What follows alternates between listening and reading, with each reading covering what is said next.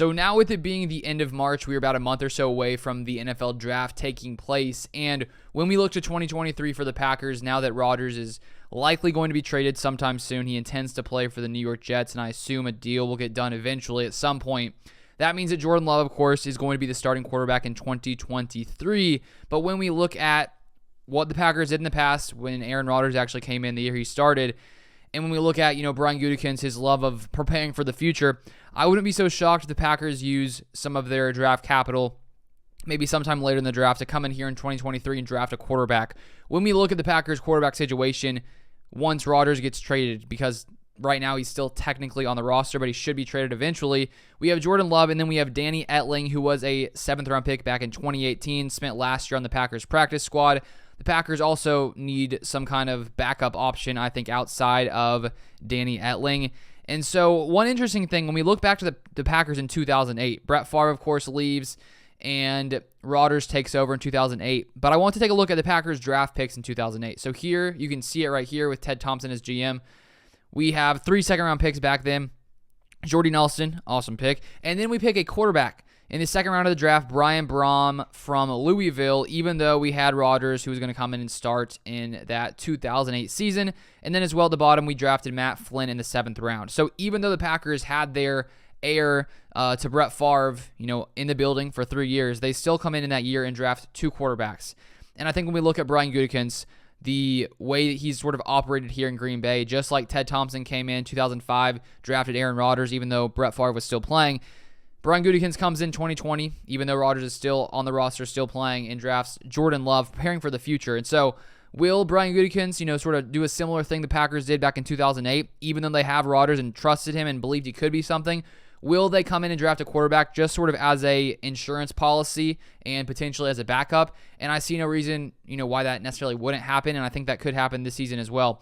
I want to take a look at a quote from Brian Gutekunst from a Sports Illustrated article by Bill Huber about Brian Gutekunst before the 2020 draft about drafting a QB. He said this: "In an incredible moment of honesty that at the time sounded like complete and total, Gutekunst said, 'Sure, you guys have heard me say this before. Everything I've been taught, that's where you start. You start with the quarterback, so you evaluate them every year, and I think it's always on the table.'"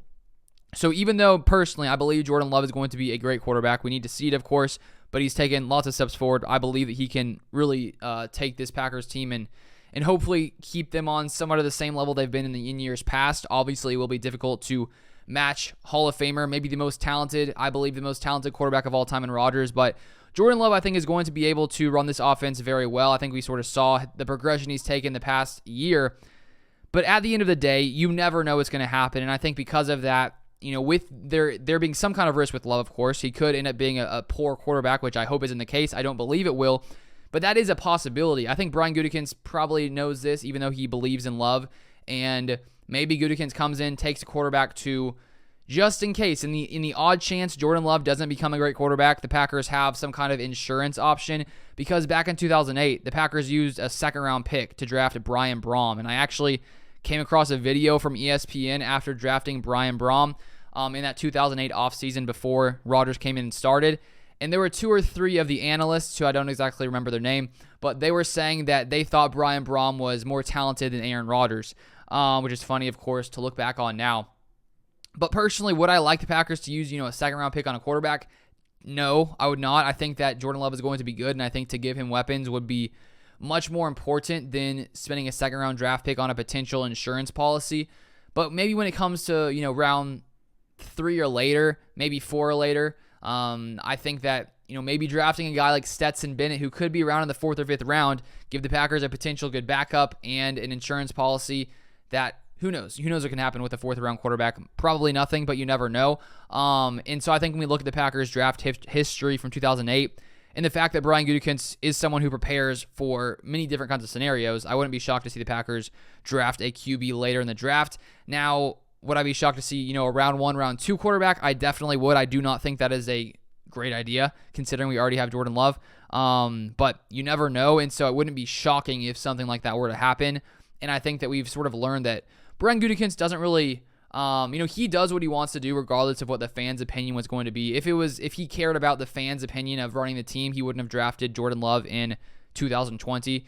And when you look back at the Packers drafting Rodgers in 2005, maybe in that year it didn't look like the best option. But when you look back at the past, with the way it played out, clearly that was a good move. And now we're going to see if that draft pick of drafting Jordan Love in 2020 in the first round, even though the Packers were playing at an elite level, could have used some other player, will that pay off? And I think that Brian Gutekunst and how he's viewed as a GM does hinge a lot on what Jordan Love is going to be.